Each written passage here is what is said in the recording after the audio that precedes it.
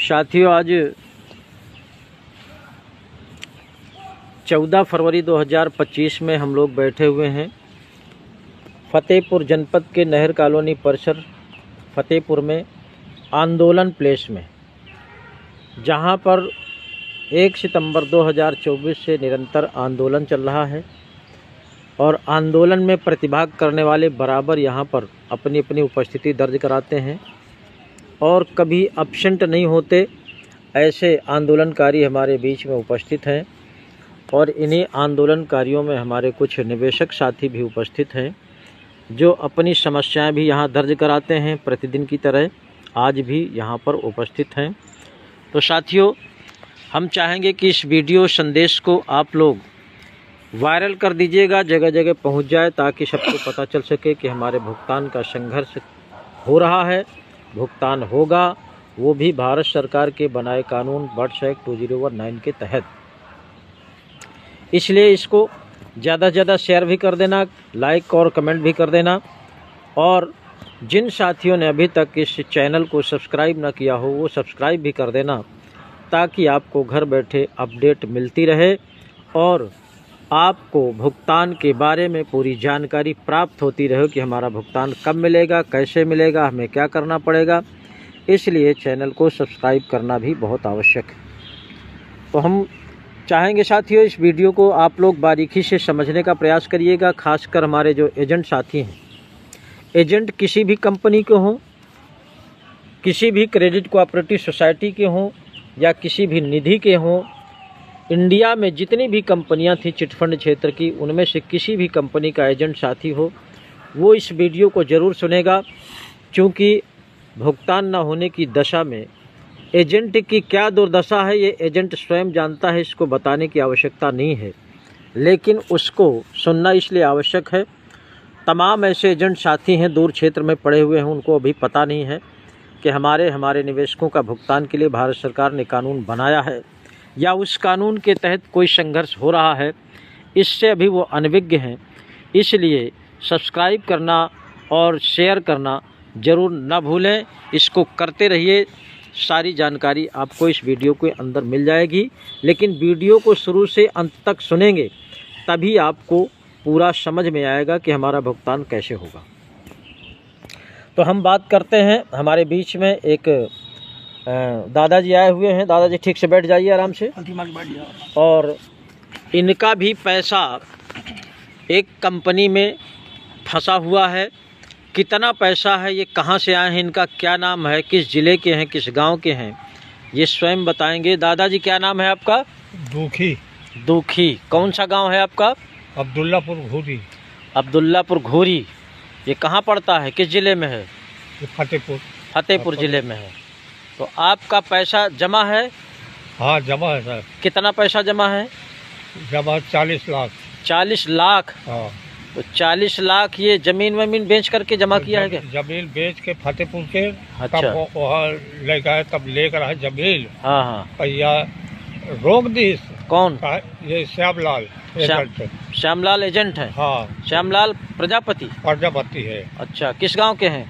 ये जयचंदपुर का है। जयचंदपुर? हाँ। फतेहपुर में है जयचंदपुर? हाँ हाँ, शांति नगर के घर बना है। अच्छा अच्छा।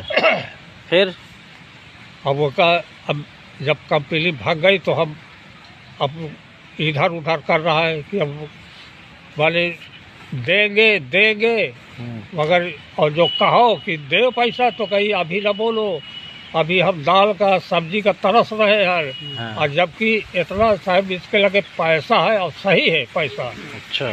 2 प्लाट बेच, 2 खेत 2 बीघा बेच डाले। तो नहीं तो पैसा आपका जमा करके रसीद बांट दिया था कि नहीं? हाँ, बांट दिया है आपको। अच्छा अच्छा। तो कुछ आपका पैसा दिलाने का प्रयास कर रहा है कि नहीं कर रहा? यही तो दिक्कत है, जो कहो तो कहीं अभी न बोलो, मिलेगा अभी न बोलो। कुछ प्रयास नहीं कर रहा? हाँ। घरे में रहता है? हाँ, घर में रहता है, पलाटी का काम करता है ना। अच्छा। तुम्हारे बलवा तक, हुसैनगढ़ तक, ये कहीं थरिया तक, ये तो झूठ है, सही है। अच्छा अच्छा। तो इतना पैसा कहाँ से पा गया?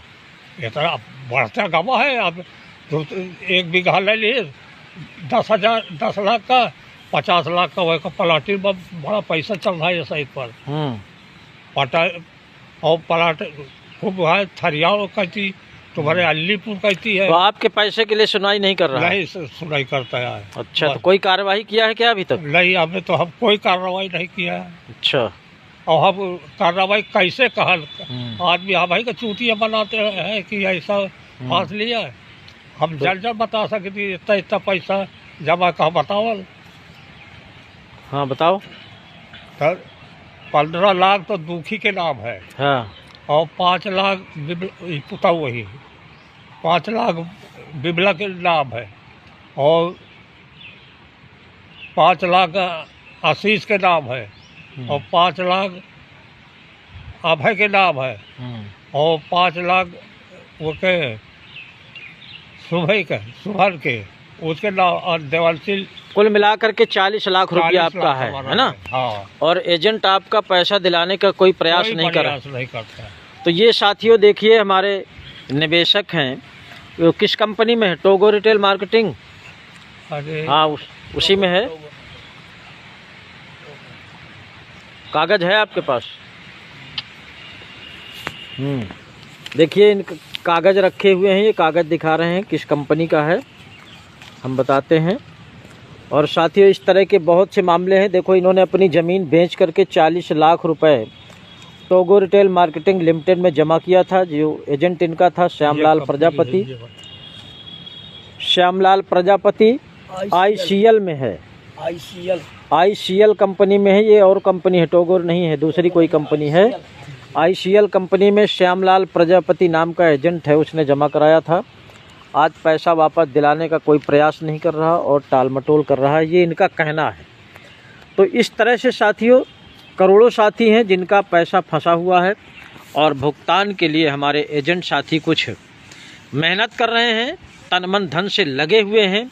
लेकिन जो एजेंट दलाल टाइप के हैं, जो पहले से भी दगाबाजी का काम करते चले आ रहे हैं, वो आज भी दलाली का काम करते हैं और किसी का पैसा वापस कराने का कोई प्रयास नहीं करते, घरों में बैठे हैं और लोगों को अलग से भड़काने का काम करते हैं कि कहीं से कोई पैसा किसी को नहीं मिलेगा। इस तरह की एजेंटों की मंशा है। तो हमारे संगठन के माध्यम से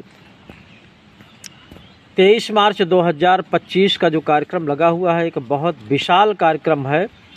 वो कार्यक्रम मुझे लगता है ऐतिहासिक होगा, भारतवर्ष का सबसे बड़ा कार्यक्रम होगा।